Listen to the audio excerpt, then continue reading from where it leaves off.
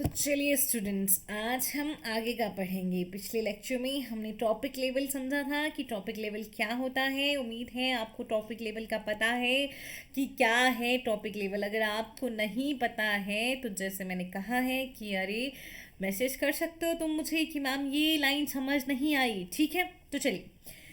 The most important to note that is the most important point to note is that the amount of energy decreases at successive tropic levels. क्या कहते हैं ये कि जो energy का amount है वो डिक्रीज होता है हर एक टॉपिक लेवल के साथ। ठीक है, सक्सेसिव टॉपिक लेवल के साथ जो है वो अमाउंट ऑफ एनर्जी जो है वो डिक्रीज होता है।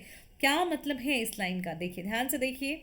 ये है आपके trophic levels. Producers first trophic level है, primary consumer secondary trophic level है, secondary consumer third, secondary consumers क्या होते हैं, प्राइमरी कार्निवोर्स होते हैं, टर्शरी कंज्यूमर फोर्थ टॉपिक है ना। टर्शरी देखते हैं तो हम सोचते हैं थर्ड टॉपिक लेवल होगा, है ना। Tertiary consumer fourth topic level है, सेकेंडरी कार्निवोर्स हैं, लेकिन एनर्जी सबसे ज़्यादा प्रोड्यूसर्स के पास होगी, उससे कम सेकेंड टॉपिक लेवल पे, उससे कम थर्ड पे, उससे कम फोर्थ पे। मतलब सबसे कम एनर्जी जो है वो फोर्थ टॉपिक लेवल पे होती है। मतलब मैन और लायन जो खुद को बहुत स्ट्रांग समझते हैं उनके पास एनर्जी कैसी है, बहुत ही लो एनर्जी है। ठीक है, कैसी एनर्जी है, बहुत ही लो एनर्जी इनके पास है। तो खुद को ज़्यादा ताकतवर समझने की ज़रूरत नहीं है। प्लांट्स के पास बहुत सारी एनर्जी होती है, इसीलिए एनर्जी का जो फ्लो रहेगा वो यूनिडायरेक्शनल फ्लो रहेगा। When an organism dies, it is converted to detritus or dead biomass that serve as an energy source for decomposers. जब भी किसी ऑर्गेनिज्म का डेथ होता है तो वो ऑर्गेनिज्म कन्वर्ट हो जाता है डेट्रिटस में, मतलब डेड बायोमास में। और वो डेड बायोमास एक एनर्जी सोर्स की तरह काम करता है डिकम्पोजर्स के लिए। क्या पढ़ा था हमने, डिकम्पोजर्स जो हैं वो कुछ एंजाइम्स को रिलीज करते हैं, जो एंजाइम इस डेड ऑर्गेनिक मैटर को एक सिंपल इनऑर्गेनिक मैटर में कन्वर्ट करते हैं, और उस इनऑर्गेनिक मैटर का यूज़ जो है वो डिकम्पोजर्स कर सकते हैं। ठीक है, तो जब भी कोई ऑर्गेनिज्म मरेगा उसको कन्वर्ट कर दिया जाएगा डेड बायोमास में, डेट्रिटस में, और उस डेड बायोमास को as a energy source decomposers use करेंगे। Organism at each tropic level depend on those at the lower tropic level for their energy demands. देखिए, जो ऑर्गेनिजम्स होते हैं हर एक टॉपिक लेवल पे वो किस पे डिपेंड करते हैं, अपने लोअर टॉपिक लेवल पे डिपेंड करते हैं अपनी एनर्जी डिमांड्स के लिए। नहीं समझ आया, चलिए देखिए। ये है आपका टॉपिक लेवल। प्राइमरी कंज्यूमर ऊपर वाला टॉपिक लेवल है, प्रोड्यूसर्स नीचे वाला टॉपिक लेवल है। तो ऊपर वाला टॉपिक लेवल किस पे डिपेंड कर रहा है, नीचे वाले टॉपिक लेवल पे। सेकेंडरी कंज्यूमर किस पे डिपेंड कर रहा है, प्राइमरी कंज्यूमर पे। टर्शरी कंज्यूमर किस पे डिपेंड कर रहा है, सेकेंडरी कंज्यूमर पे। तो मतलब जो ऊपर वाला टॉपिक लेवल होता है वो अपनी एनर्जी की डिमांड्स के लिए अपने से लोअर टॉपिक लेवल पे डिपेंडेंट होता है।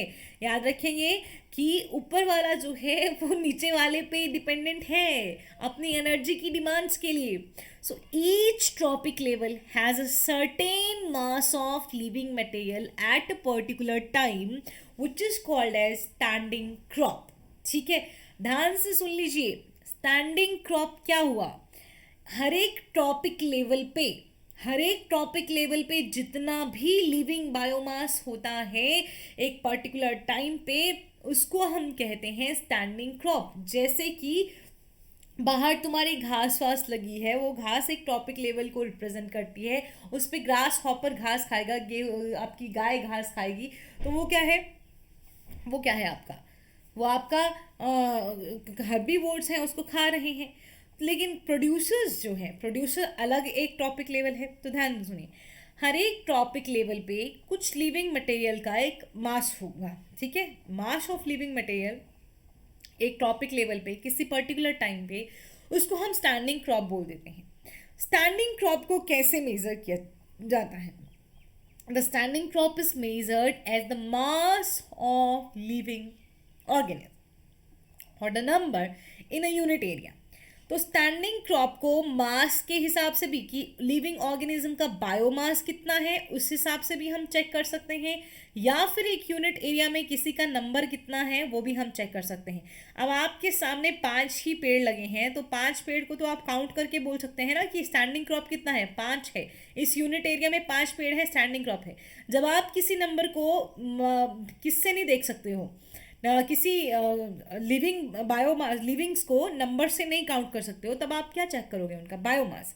तो स्टैंडिंग क्रॉप को कैसे मेजर किया जा सकता है, एक तो लिविंग ऑर्गेनिज्म के मास के हिसाब से, मतलब बायोमास में भी मेजर किया जा सकता है, और एक यूनिट एरिया में कितना नंबर है वो भी, उससे भी मेजर किया जा सकता है। The biomass of species is express in terms of fresh और ड्राई वेट। ठीक है, तो बोलते हैं कि बायोमास जो होता है किसी भी स्पीसीज का, उसको किस में बताया जाता है, उसको फ्रेश और ड्राई वेट के हिसाब से बताया जाता है। किस हिसाब से बताया जाता है, फ्रेश और ड्राई वेट के हिसाब से बताया जाता है।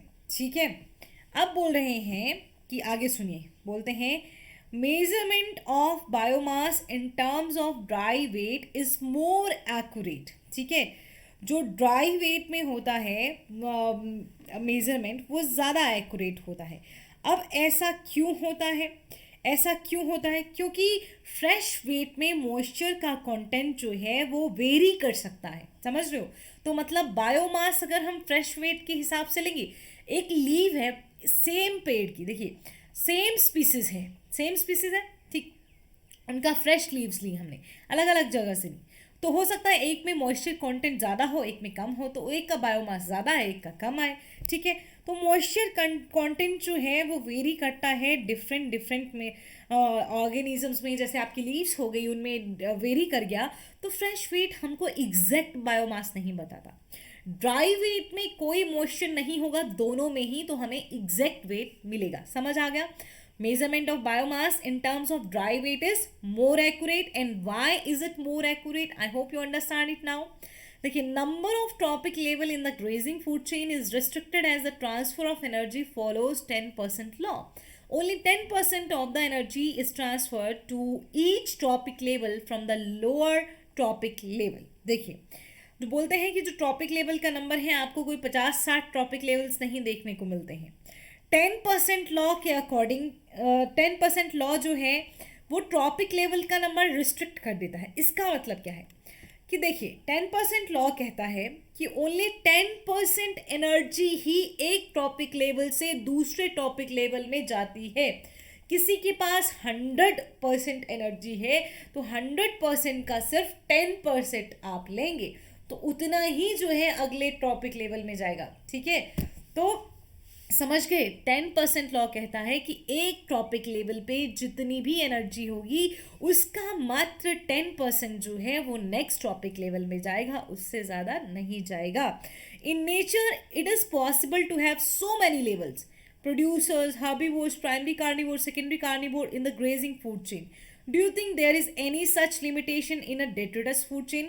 देखिए, नेचर में आपको क्या बहुत सारे लेवल्स जो हैं देखने को मिलते हैं, रेस्ट्रिक्टेड हैं बट फिर भी बहुत सारे हैं। ठीक है, प्रोड्यूसर्स हैं, हर्बीवोर्स हैं, फिर कार्निवोर्स हैं, और कार्निवोर्स तो आ गए, कार्निवोर्स क्या हो गए, फिर उसके आगे क्या आ गया आपके पास, सेकेंडरी कार्निवोर्स आ गए। ठीक, फिर ये सब आपको किस में देखने को मिलते हैं, ग्रेजिंग फूड में देखने को मिलते हैं। फिर आपसे क्या पूछते हैं, do you think there is any what limitation in a detritus food chain?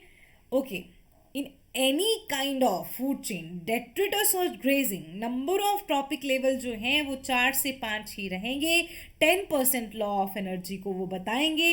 तो हाँ, इसमें भी detritus food chain में भी यही इसी तरह के लेवल हमको देखने को मिलते हैं। उनमें डायरेक्ट हमें क्या मिलेंगे, पहले हमको मिलेंगे सीधा डिकम्पोजर्स देखने को, है ना, पर वो डेड पे फीड कर रहे होंगे, तो उनमें भी 10% लॉ ऑफ एनर्जी के अकॉर्डिंग हमको कम ही ट्रॉपिक लेवल देखने को मिलेंगे उनमें भी।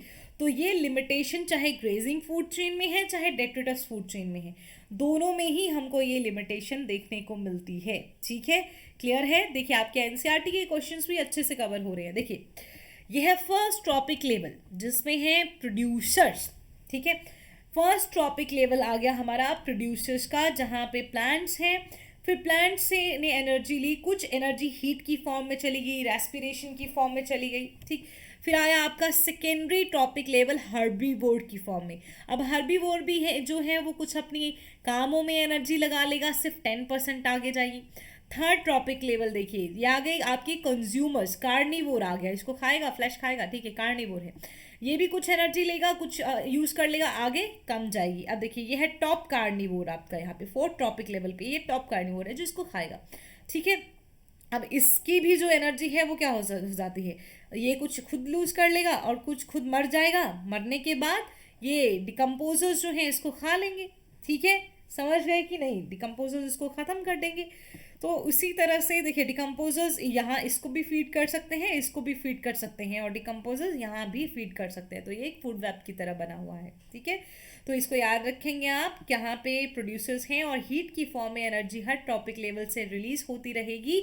और आपको क्या देखने को मिलेगा, 10% लॉ ऑफ एनर्जी देखने को मिलेगा। 10% लॉ पे क्वेश्चन भी आते हैं आगे पिरामिड्स वाले सेक्शन में मैं आपको समझाती हूँ कि किस तरह से जो है वो क्वेश्चन रहते हैं। देखिए इकोलॉजिकल पिरामिड का कंसेप्ट एल्टन ने दिया था, ELTON, है ना। You must be familiar with the shape of a pyramid. हाँ जी, ऐसे ट्राइंगल सा होता है, हमको पिरामिड का पता है। The base of a pyramid is broad and it narrows toward the apex. Definitely हमको पिरामिड पता है भाई, बेस जो होता है वो ब्रॉड होता है, एपेक्स जो होता है वो नैरो होता है।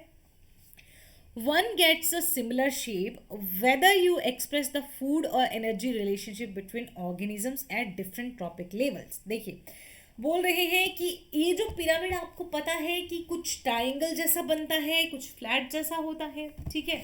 तो किसी को ऐसा ही सिमिलर शेप जो है देखने को मिलता है। One gets a similar shape whether you express the food और एनर्जी रिलेशनशिप, ठीक है। आप क्या एक्सप्रेस कर रहे हैं, फूड और एनर्जी रिलेशनशिप जो है वो आप एक्सप्रेस कर रहे हैं बिटवीन ऑर्गेनिजम्स, ठीक है। चाहे आप दो ऑर्गेनिज्म में एनर्जी बता रहे हो, चाहे आप ये बता रहे हो कि किस में ज़्यादा बायोमास है, ठीक है। आपको वैसा ही एक पिरामिड देखने को मिलेगा। नहीं समझ आया, चलिए आगे समझाते हैं, ठीक है। This relationship is expressed in terms of number, biomass और एनर्जी। देखिए खाने को लेके, एनर्जी को लेके डिफरेंट ऑर्गेनिजम्स में रिलेशनशिप को बताना है, तो उस रिलेशनशिप को हम बताते हैं नंबर, बायोमास और एनर्जी के हिसाब से, है ना। और हमें उसमें एक कुछ पिरामिड्स देखने को मिलते हैं। जैसा कि हम जानते हैं किसी भी पिरामिड का जो बेस होता है वो ब्रॉड होता है और जो एपेक्स होता है वो नैरो होता है। देखिए the base of each pyramid represent the producers, ये प्रोड्यूसर्स हो गए P।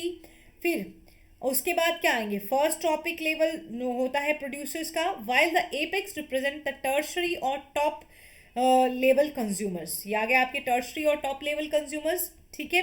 फिर the three types of ecological pyramids that are usually studied are pyramid of number, pyramid of biomass and pyramid of energy.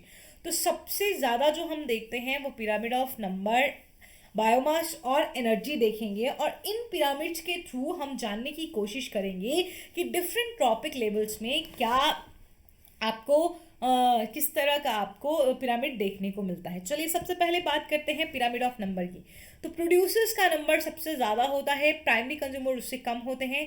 यह है pyramid of number in a grassland ecosystem. ध्यान से रखना, में याद रखना, पिरामिड ऑफ नंबर क्या है, ग्रासलैंड इकोसिस्टम में है, ये किसी और में नहीं समझना है, ठीक है। तो ये है आपके पास प्रोड्यूसर्स जो कर रहे हैं प्रोड्यूस, जिनका नंबर है सबसे ज़्यादा, कंज्यूमर प्राइमरी कंज्यूमर उससे कम, सेकेंडरी कंज्यूमर उससे कम, टर्शरी कंज्यूमर सबसे कम, ठीक है। मतलब प्रोड्यूसर सबसे ज़्यादा होते हैं। पिरामिड ऑफ नंबर एक ग्रासलैंड इकोसिस्टम में अपराइट होता है। कैसा है ये, अपराइट पिरामिड है कि नहीं है अपराइट। देखिए ध्यान से सुन लीजिए मेरी बात को, कि आपसे पूछा जाता है pyramid of number grassland ecosystem में कैसा होता है, अपराइट होता है। लेकिन पिरामिड ऑफ नंबर अगर आप एक्वेटिक इकोसिस्टम में कहेंगे तो सोचिए कैसा होगा। Pyramid of number aquatic ecosystem में भी कैसा होगा, अपराइट होगा या फिर इन्वर्टेड। इन्वर्टेड मतलब इसको उल्टा कर दिया जाएगा, ठीक है। तो पिरामिड ऑफ नंबर लिख लेना यहाँ पे, ठीक है। Pyramid of number aquatic ecosystem में भी क्या होता है, pyramid of number aquatic ecosystem में भी अपराइट ही होता है, ठीक है, या फिर इन्वर्टेड होता है? जल्दी से बताइए, pyramid of number aquatic ecosystem में क्या होता है? अपराइट ही होता है, ठीक है। क्यों? क्योंकि छोटी छोटी मछलियां ज्यादा होती हैं, बड़ी बड़ी मछलियां कम होती हैं। तो लिख लेना, pyramid of number in aquatic ecosystem and grassland ecosystem क्या होगा? अपराइट होगा, ठीक है। चलिए, उसके बाद आपको ये दिखाई दे रहा है पिरामिड ऑफ बायोमास, ठीक। पिरामिड ऑफ बायोमास ग्रासलैंड में कैसा है? अपराइट है। ग्रासलैंड में कैसा दिखाई दे रहा है? अपराइट दिखाई दे रहा है, ठीक है। देखिए, पहले प्रोड्यूसर्स के पास बहुत ज़्यादा बायोमास है, उसके बाद कम कम कम होता गया। ड्राई वेट के हिसाब से, मोर अप्रोप्रिएटली ड्राई वेट के हिसाब से लेते हैं, किलोमीटर पर स्क्वायर में देखिए लिया जा रहा है। तो अपराइट है, shows sharp decrease in biomass at higher trophic level.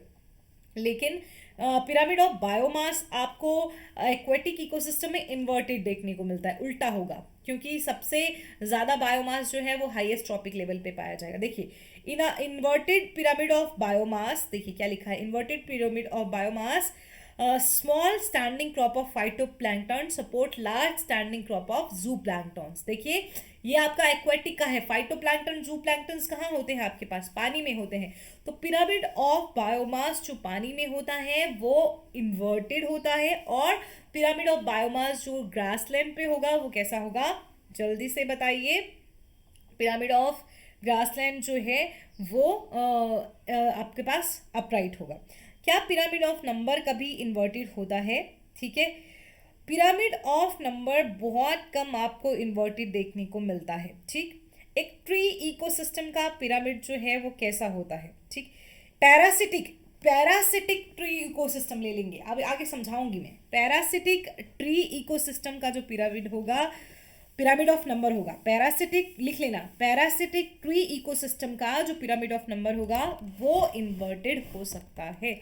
आगे जानते हैं कैसे कैसे नहीं, ठीक है। आज जो जो बताया उसको लिख लो और याद कर लो। ये देखिए, ये आ गया आपका pyramid of energy. Pyramid of energy किसी भी, क्या बता रही हूं मैं, किसी भी इकोसिस्टम में पिरामिड ऑफ एनर्जी जो है वो हमेशा ही अपराइट रहेगा, चाहे कोई भी हो, कहीं का भी इकोसिस्टम हो, एनर्जी ऑफ का पिरामिड हमेशा अपराइट रहेगा। यह है 10% लॉ। देखिए 10% लॉ क्या है? 10 बाई, जिस आपका 10,000 है, 10,000 का आप 10%, 10% ऑफ 10,000, 10 बाई 100 इंटू 10,000 करेंगे, ठीक है, कितना बचेगा? 1000। फिर 10 बाई 100 इंटू 1000 करेंगे, कितना बचेगा? 100।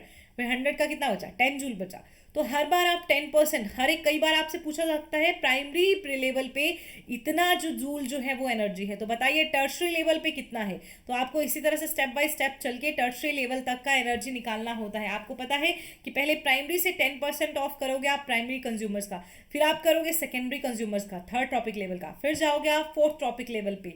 इतनी टाइम आपको 10% ऑफ करना पड़ेगा, तब आपको जो है वो सही आपका अमाउंट मिलेगा, ठीक है। क्लियर है या नहीं है? क्लियर है, आई होप आपको ये चीज़ क्लियर है। तो देखिए, अब इसको भी हम पढ़ ही लेते हैं कि क्या क्या है इसमें, क्या क्या नहीं है, या फिर कल पढ़ना है? कल पढ़ना है कल पढ़ना है तो कल पढ़ेंगे, ऐसी कोई दिक्कत नहीं है, ठीक है।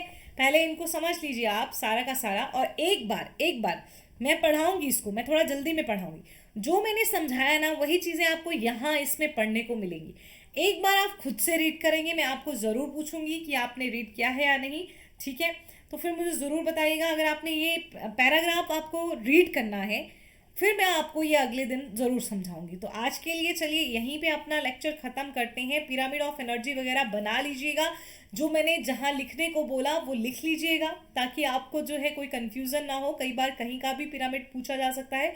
Pyramid of number, biomass and energy हमने आज पढ़ा है, ठीक है। तो चलिए, थैंक यू, बाय बाय।